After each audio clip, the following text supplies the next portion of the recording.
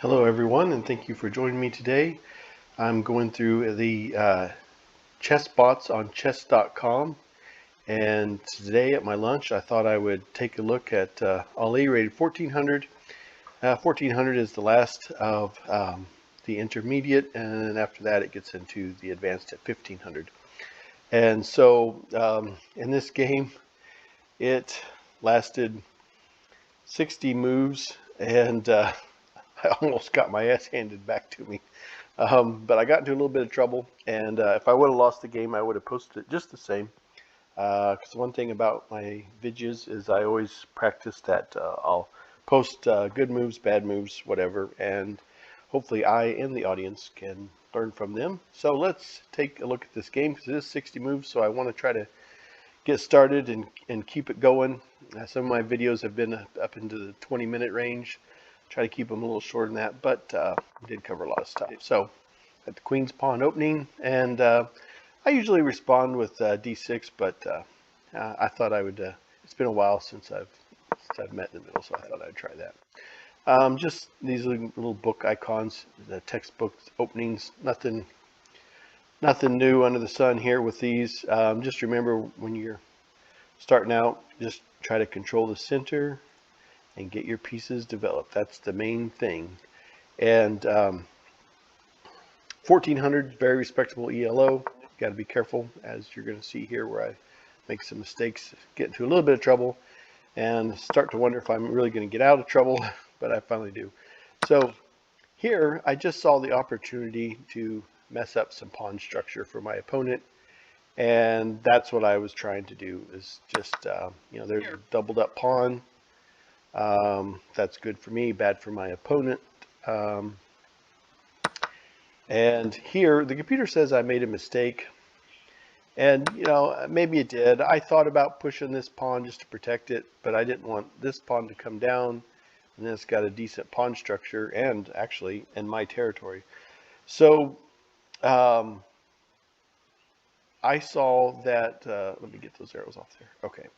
I saw that if I take this pawn, I figured, well, yeah, I'll probably lose it, but I wanted this isolated pawn. So now we're looking at a situation where my opponent, Ali, has doubled up pawns and an isolated pawn. So that's was my thought with this move right here.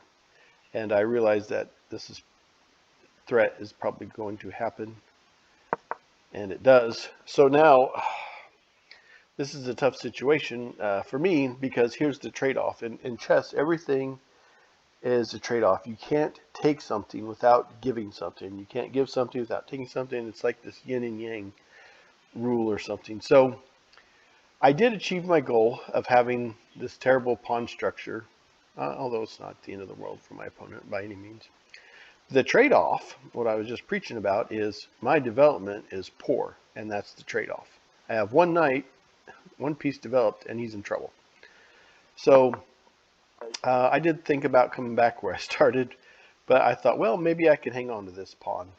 Maybe this can protect it. Maybe I can get something together. This is probably going to happen to kick me out, but I thought I would try. And to my surprise, this happened. So if my opponent Ali wants to trade queens, I'll certainly do that. I thought about taking with my king. Computer says I should have, but I didn't want to lose my right to castle. So here, it's under attack. It's defended, but I really don't want. This is one thing. I don't want the queen to come here. I'm sorry, the knight to come here. What am I saying? I don't want the knight to come here, because then it's check. Then I move over here, and I lose my rook. Okay, so that's what I'm trying to avoid. That inspires me to do a queenside castle. I realize I'm probably going to lose this pawn, and I do, but that's okay. It's actually a little bit of development, which I need, because as soon as some things get out of the way, like this knight, my rook can own this file. It's only semi-open, I guess. There's a pawn here, but I can. It gives me future ideas, is what I'm looking. I'm looking for the middle of the game, towards the end game. I want to control this file, and so that's what inspired me to do a queenside castle. I kicked that knight out of there, and Okay, yeah. I was just eyeing. The computer says I should have came here. I was eyeing to go here and maybe do something like this. Okay, so trying to kick my knight out of there. And so now we're at check. Because I figure I'm going to lose this pawn.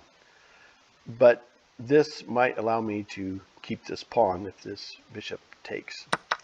And it does. And now I've got at least got my pawn structure back. Okay, I realize I'm missing a pawn over here by the king. But on the queen side of the board there, a7. But at least I got my structure back. And so that's kind of what I was thinking there. Okay, let's keep this game going. Now here, the computer says that was a mistake. And I thought about doing this with the knight, but I was just afraid it was going to be take. Let's see here. Let's go back. Yeah, I thought about that. And maybe I should have. My fear was to have an isolated pawn, but actually it's not isolated, or at least it won't be if I can ever catch up here. But that was my idea. Now, here, I wanted to, once again, mess up that pawn structure. And there'd be another isolated pawn sitting here. So that was why I came here to put an absolute pin on that knight with the king.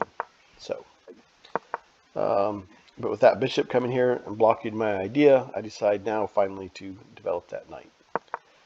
And so now, if I take this bishop, I'll lose my idea of messing up the pawn structure, but the king has to retake, and then my opponent, all he loses is the right to castle. So that's what I decided to do, and that pawn is protected.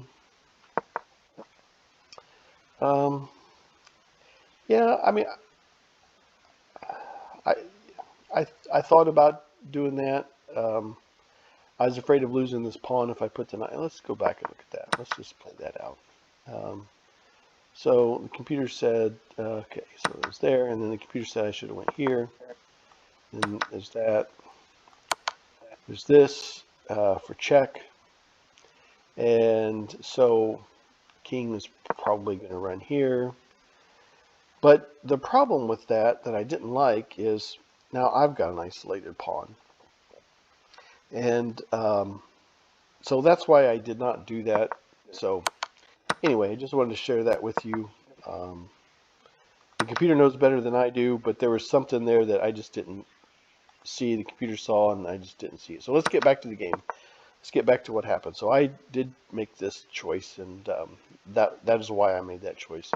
So let's get back to it. I'm just trying to. I thought about coming over here and taking this pawn, but it's doubled up. Didn't feel like much of a threat. So I wanted to develop.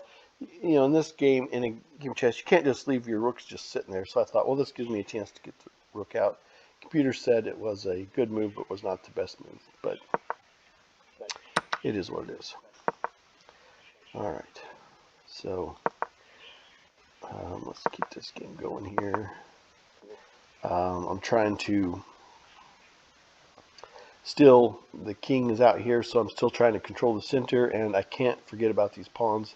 Sooner or later, I got to get them developed. And usually in chess, and I messed this up later, you want your rook behind a pawn so that it can, promote. You can promote your pawn. Is what I was trying to keep that down here. Okay. So we do an exchange of pieces, and now my opponent has the messed up pawn structure, which I like.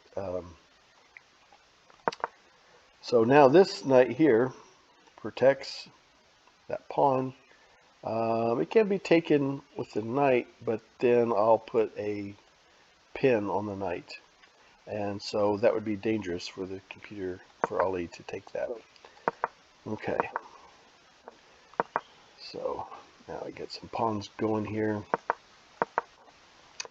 And this, I just wanted to, like I said earlier, I got to get these pawns going. I can't just leave them sit down here for the whole game. So this protects that knight, and it allows me to keep my knight where it's at. And now Ali says, oh, that's a problem for me. I want to take that out. So again, same idea. I'm developing, or not developing, I'm pushing this pawn. I am concerned about this pawn. I'm keeping a close eye on it. Okay, that will just do an exchange. And I really thought the knight was going to take there. So with this threat, I decided to get my king into the action.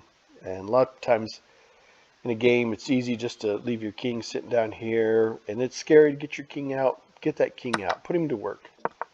And that's what I'm doing here. I want to take this piece.